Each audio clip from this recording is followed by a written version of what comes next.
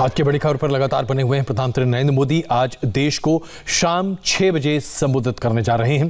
प्रधानमंत्री ने खुद ही ट्वीट करके पूरे देश को ये जानकारी दी है। उन्होंने लिखा है अपने ट्वीट में, आज शाम 6 बजे देश को संबोधित करूंगा। प्रधानमंत्री जी ने अपने ट्वीट में लिखा, शाम 6 बजे देश को संबोधित करूंगा। और इसके साथ ही प्रधानमंत्री जी के संबोधन का इंतजार अब पूरा देश कर रहा है कि दरअसल क्या हो सकता है और किन मुद्दों पर चर्चा हो सकती है। Will be sharing a message with my fellow citizens at 6 PM this evening. आज शाम 6 बजे राष्ट्र के नाम संदेश दूंगा, आप जरूर जुड़ें। यह प्रधानमंत्री जी का ट्वीट है जो अभी आपके स्क्रीन पर दिखाई दे रहा है। यानी कि प्रधानमंत्री संदेश देना चाहते हैं। तो देवेंद्र प्रासर और आनंद हमारे साथ इस वक्त जुड़े हुए हैं। देवेंद्र, अगर हम इस ट्वीट का मजमून देखें तो संदेश देना चाहते हैं प्रधानमंत्री नरेंद्र मोदी। जाहिर सी बात है, कोरोना एक बड़ा मसला तो है, और भी कोई ऐसा मसला हो सकता है जिस पर प्रधानमंत्री चर्चा कर सकते हैं, ऐसा कुछ आपको प्रतीत हो रहा है?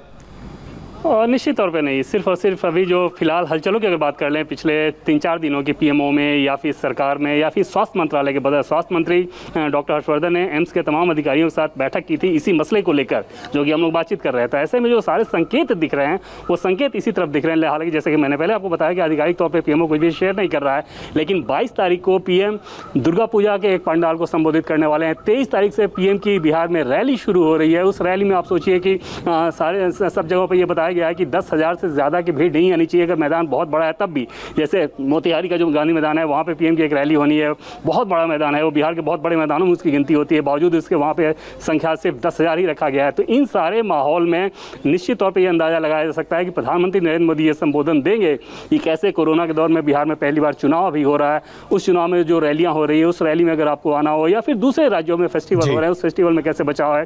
कुल मिलाकर बचाव के इर्द गिर्द ये माना जा सकता है कि प्रधानमंत्री नरेंद्र मोदी लोगों को समझाएंगे कि कैसे आपको बचाना है। और जो एडवांटेज हमने हासिल किया है पिछले 6 महीनों में कोरोना से लड़ते हुए, उस एडवांटेज को नहीं गंवाना है। इंग्लैंड में हमने देखा कि कैसे वहाँ पे एक बार फिर से रिस्ट्रिक्शंस लागू शुरू हो गए हैं और यूरोप के दूसरे कई देशों में भी शुरू हो रहे हैं। तो ऐसी स्थिति में उस हालात में हमें ना जाना पड़े, इसके लिए बहुत ज़रूरी है कि लोगों की भागीदारी हो। माना जा सकता है कि प्रधानमंत्री इसी बारे में लोगों को आगाह करेंगे। आनंद, अब सबसे बड़ी समस्या देश के सामने ये है कि फेस्टिव सीजन है, लोगों की स्वाभाविक प्रवृत्ति होती है कि एक दूसरे से मुलाकात करें, और ऐसे में सावधानी न बरते जाए इसकी भी संभावनाएं बड़ी दिखती हैं। हम लगातार इस तरह के फुटेज दिखाते रहे हैं इंडिया टीवी पर, जहां हम बता रहे हैं कि लोग सावधानी नहीं बरत रहे हैं, नियमों का पालन नहीं कर रहे हैं। और अभी जैसे कि देवेंद्र ने कहा, प्रधानमंत्री जी का संबोधन भी है, रैली है 23 तारीख को बिहार में, जहाँ वो 3 चुनावी सभाओं को संबोधित करेंगे। तो ऐसे में क्या ये माना जा सकता है कि अगर हालात नहीं सुधरे या नियंत्रण में नहीं किए गए तो हमने जो कुछ हासिल किया है सब गवा देंगे और फिर उसके बाद तो बहुत मुश्किल हो जाएगी हिंदुस्तान के लिए? जी बिल्कुल, और प्रधानमंत्री की चिंता यही है कि कोरोना का दूसरा विस्फोट भारत में अब न हो, और इसलिए प्रधानमंत्री समय समय पर लोगों से संवाद करते रहते हैं। और चूंकि त्योहारों का सीजन है और साथ ही साथ बिहार में चुनाव है, हमने जो तस्वीरें देखी है बिहार की चुनावी रैलियों की, वो जाहिर तौर पर निराशाजनक, उत्साहवर्धक नहीं है, क्योंकि लोगों ने मास्क नहीं पहना है, सोशल डिस्टेंसिंग का पालन नहीं किया है।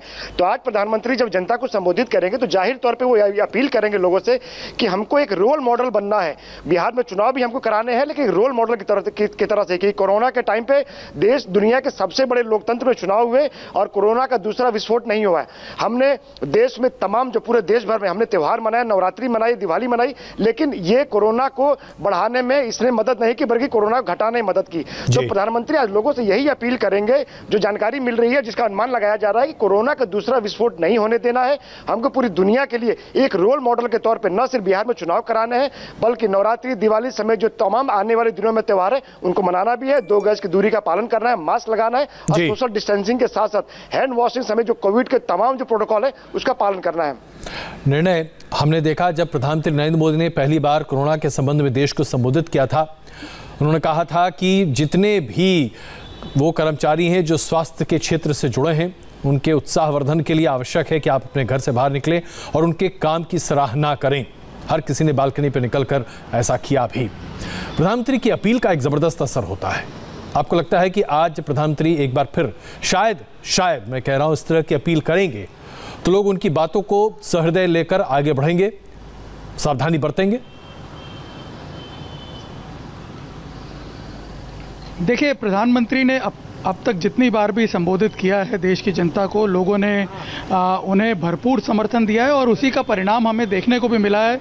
पिछले 7 महीनों में जिस तरह से हमारे देश में परिस्थिति अभी भी नियंत्रण के बाहर नहीं गई है, लेकिन जिस तरह का आप देखेंगे वैश्विक परिस्थिति जो बन रही है और जो समाचार अब यूरोपियन कंट्रीज से जिस तरह से प्राप्त हो रहे हैं, उसको देखते हुए और जो सीन अनलॉक के बाद भारत में उभरते हुए आ रहे हैं, आपने देखे होंगे जो तस्वीरें हम लोग भी लगातार टीवी पे दिखा रहे हैं, जिस तरह के अब जो फेस्टिव सीजन में जिस तरह का माहौल बन रहा है, मंदिरों के जो दृश्य हमें सामने देखने को मिल रहे हैं, ऐसे में फोकस जो मुझे समझ में आ रहा है वो यही होगा कि लोगों से ज़्यादा सावधानी बरतने की अपील पहले की जाएगी। और हो सकता है एक जो थॉट मेरे दिमाग में आ रहा है, क्योंकि प्रधानमंत्री मोदी के भाषणों में हमने देखा है कि हमेशा एक अलग बात होती है, तो हो सकता है कि कोई एक स्ट्रिक्ट मैसेज भी आज के इस संबोधन में उनकी तरफ से हो।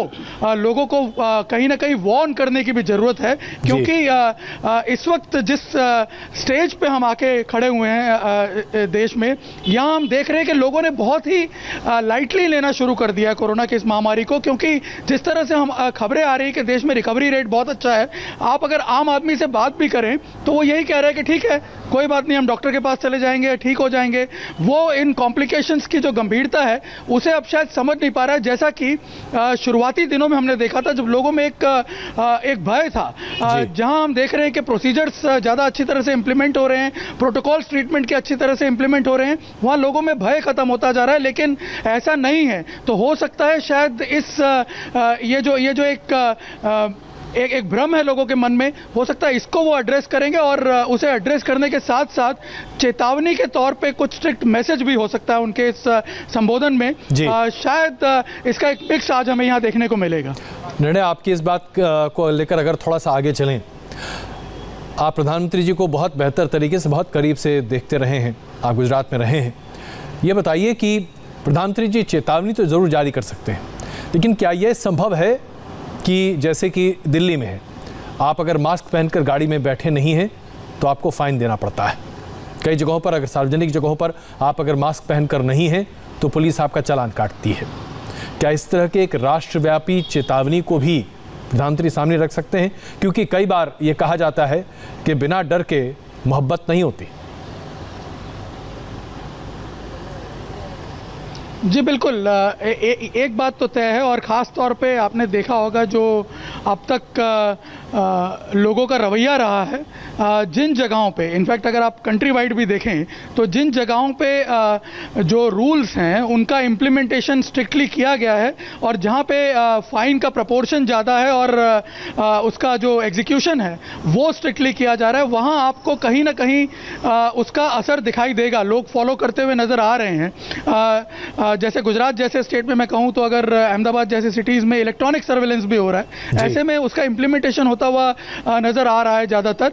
लेकिन जहाँ पे उसको बहुत ज़्यादा सतर्कता से उसका पालन नहीं हो रहा है, वहाँ लोग भी बहुत ज़्यादा लापरवाह हो रहे हैं। तो हो सकता है उन नियमों की तरफ भी प्रधानमंत्री ज़रूर फोकस करेंगे। हालांकि ये जो डिसीजंस हैं ये लोकल बॉडीज़ के द्वारा लिए जाते हैं, स्टेट गवर्नमेंट्स द्वारा लिए जाते हैं, तो जाहिर सी बात है वो एक नेशनल कोई एक अनाउंसमेंट नहीं कर सकते, लेकिन वो इसकी तरफ इंडिकेट ज़रूर कर सकते हैं ताकि और ज़्यादा स्ट्रिक्टनेस लोगों में आए। और आपने देखा होगा जब मुख्यमंत्रियों के साथ उन्होंने अपना संवाद किया है पिछले दिनों में भी, तो उन्होंने इन स्टेप्स को और ज्यादा स्ट्रिक्ट बनाने पर जोर भी दिया है। खासतौर पे कंटेनमेंट जोन्स के बारे में उन्होंने साफ बार-बार ये कहा है कि वो बहुत स्ट्रिक्टली उसका इंप्लीमेंटेशन होना चाहिए ताकि जो कर्टेल किया जा सके कोरोना की चेन को। और दूसरा उन्होंने जो एक फोकस हमेशा किया है कॉन्टैक्ट ट्रेसिंग पे, इसके लिए भी उन्होंने लोकल गवर्नमेंट्स को और जो स्टेट गवर्नमेंट्स हैं उनको लगातार सेंटर के संपर्क में रहने के लिए हिदायतें भी दी हैं और सेंट्रल की टीम्स जो हैं वो भी विजिट करती रहते हैं। तो जो सेंटर का रोल है एक तरह से मॉनिटरिंग अथॉरिटी का, उसको तो बखूबी निभाया जा रहा है और हो सकता है उसके चलते वो सरकारों को कुछ हिदायतें इशू करें और ताकि उसका असर जमीन पे भी दिखाई दे। बिल्कुल देवेंद्र, हमने अभी देखा कि जो डेटा ताज़ा आ रहा है, जो प्रधानमंत्री की बैठक के बाद भी निकल कर आ रहा था, इस डेटा के आधार पर ये कहा जा रहा है कि जो पिछड़े राज्य हैं, खास करके जैसे कि हम बिहार की बात करें, जैसे कि हम उत्तर प्रदेश की बात करें, इन राज्यों में कोरोना पर प्रभावी तरीके से नियंत्रण पाया गया है, लेकिन विकसित राज्य जैसे कर्नाटक, जैसे कि महाराष्ट्र, केरल, इन तमाम राज्यों में कोरोना पर वैसी लगाम नहीं लगाई जा सकी है। क्या इसको लेकर भी प्रधानमंत्री चर्चा कर सकते हैं? ऐसा कोई कंपैरिजन दिखाएंगे इस बारे में पक्के तौर पे कुछ नहीं किया जा सकता, लेकिन सरकार के अंदर जो फीलिंग है वो इस बात को लेकर है कि विकसित राज्यों में केसेस ज़्यादा इस लिहाज से दिखते हैं क्योंकि वहाँ पे टेस्ट बहुत ज़्यादा होते हैं। अगर आप कर्नाटक की बिहार से तुलना करें तो टेस्ट में बहुत का फ़र्क रहता है। बिहार या जो पिछड़े हुए राज्य हैं वो इसलिए बहुत बेहतर नहीं कर पा रहे हैं क्योंकि उन्होंने बहुत अच्छी व्यवस्था की है, बल्कि इसलिए बहुत बेहतर कर पा रहे हैं, बेहतर आंकड़ा दिख रहा है क्योंकि वो उतने ज़्यादा टेस्ट नहीं कर पा रहे हैं। और उस लिहाज से सरकार के अंदर बार बार इस बात को लेकर एक आगाह किया जाता है, खासतौर पर पिछड़े राज्यों को, कि आपको और ज़्यादा सतर्कता बरतने की ज़रूरत है। हालांकि अगर आंकड़ों के लिहाज से बात करें तो निश्चित तौर पर वहाँ पर ये दिखता है कि जो विकसित राज्य हैं वहाँ पर केसेस बहुत ज़्यादा हैं, जो पिछड़े राज्य हैं वहाँ पर कम है। बिल्कुल, आप सबका धन्यवाद इस चर्चा में शामिल होने के लिए। तो आज की बड़ी खबर जिस पर हम लगातार बने हुए हैं, प्रधानमंत्री नरेंद्र मोदी आज शाम 6 बजे देश को संबोधित करेंगे। उन्होंने ट्वीट करके कहा है कि मैं एक संदेश दूंगा, आप सब मेरे साथ जुड़िए। आवश्यक है कि पूरा देश प्रधानमंत्री के संबोधन को जरूर सुने और इंडिया टीवी पर आप प्रधानमंत्री का संबोधन बदस्तूर सुन सकते हैं। कृपा करके हमारे साथ जुड़िए। हम यहाँ पर एक छोटा सा ब्रेक लेते हैं और ब्रेक के बाद, इससे पहले प्रधानमंत्री ने जब देश को संबोधित किया उन्होंने किन किन मुद्दों पर जोर दिया, बताएंगे छोटे से ब्रेक के बाद।